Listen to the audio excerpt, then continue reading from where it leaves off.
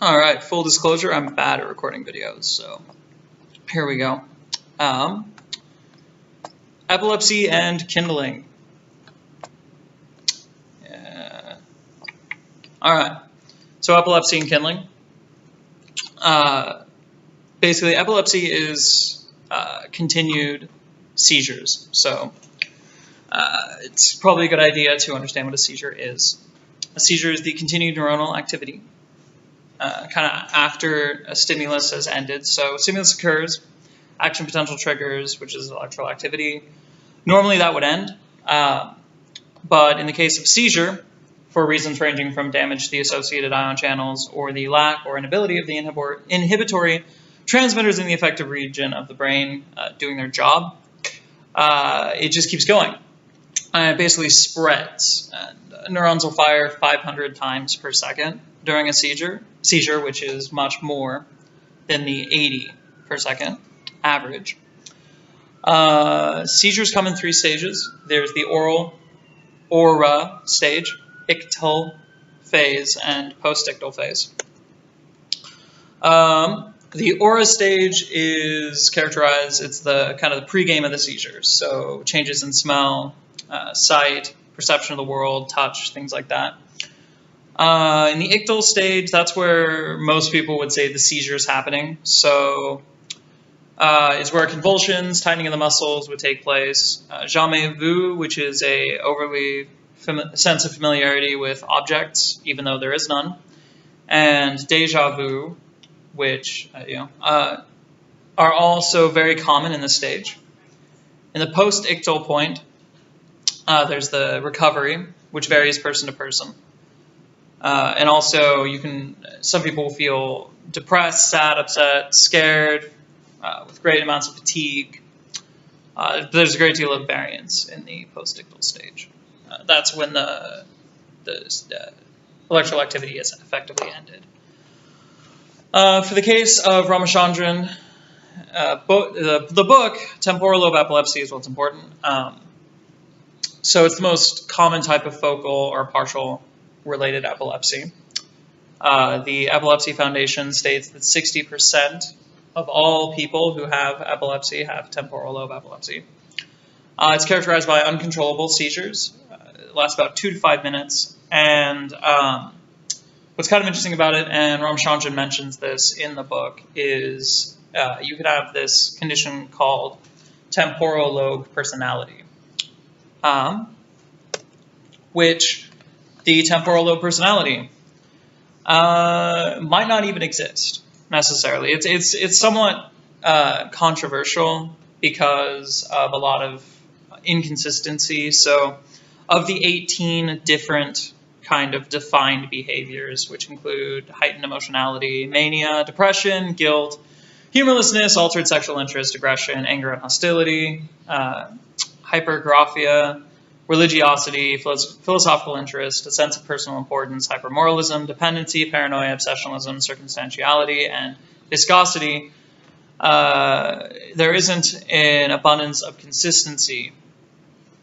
So some patients will have some patients will have none, some patients will have, the majority. So because of this kind of this lack of consistency, it's really hard to say that temporal lobe personality disorder kind of does even exist. Ramachandra mentions it kind of as something that's more set in stone, and you can see that Paul, the patient in the book, talked about in the book, actually does have these personality changes related to temporal lobe stimulation. What's also interesting is Russian author Fyodor Dostoevsky, who had epilepsy, had a character in one of his books, The Idiot, which describes epileptic fits. Well, the book does. And the entire quote is long, but key points are: body seemed to wake up with vigor and light when he became filled with joy and hope, and all his anxieties seemed to be swept away forever. These moments were but presentiments. Also mentions a wonderful inner light illuminating his soul, and he describes that as moments during, before, and immediately after an epileptic fit. As far as kindling is concerned, the second part, very important. The concept of kindling, as Ramachandran describes it, is, imagine a hill, water's running down the hill, and so it creates new furrows and set of passages along the hillside, right? As the quote on the screen says, basically, imagine you're building a fire, you use kindling to make the fire bigger. Seizures beget bigger, badder, more frequent seizures, which beget bigger, badder, more frequent seizures. It's the kind of building effect. So, what do we do with this knowledge? Well, some people have done some research into kind of kindling, what causes it, etc. A 2001 study that was performed on rats, published in the Journal of Neuroscience, states that there is evidence of a link between the colostrum and the kindling of seizures. The colostrum is a thin piece of gray matter whose function is not overlay clear, but the interior colostrum potentially is linked to motor and frontal cortex. The frontal cortex, which are also both, to some extent, linked with certain seizures. So, the point of the study was to basically find how relevant the colostrum was, like stimulating the colostrum to kindle seizures, and it found that, yeah, you can more or less do that. It also looked at the anterior cortex, or the anterior colostrum, which posterior is what I meant to say. Posterior colostrum, which more or less did the same thing. So people have tried to figure out kind of how to treat stop kindling and help it. So you have the anticonvulsant levetiracetam, which in a 1998 study performed on rats, there was a marked decrease in seizure activity as a result of kind of kindling while on the drug in rats. And once they were taken off of the drug, it returned to the previous state. And the study also specified that the half-life of the drug was short enough that the results that were observed were likely not just because of a buildup in the system, but actually because the drug was working. So, and the study itself was more specifically related to amygdala stimulation.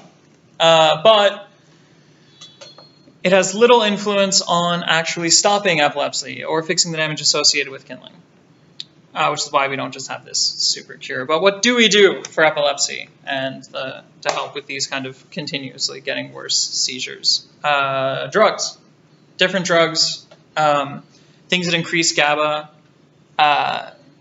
or just generally alter the levels. There's an interesting thing I read about vagus nerve stimulation, which the idea is that you have electrodes that kind of continuously stimulates your vagus nerve. They're not really sure why it works. There are a couple of theories. Basically, that it sends stimulation to the larger brain across a wide area. And then also there's the functional hemispherectomy, which is basically severing the corpus callosum and cutting out the affected part of the brain.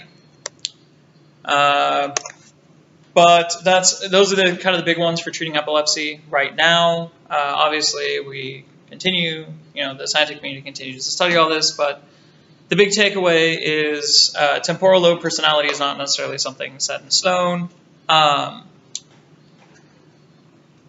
And the mechanics of a seizure, and also just the interesting effects of how the colostrum drug use.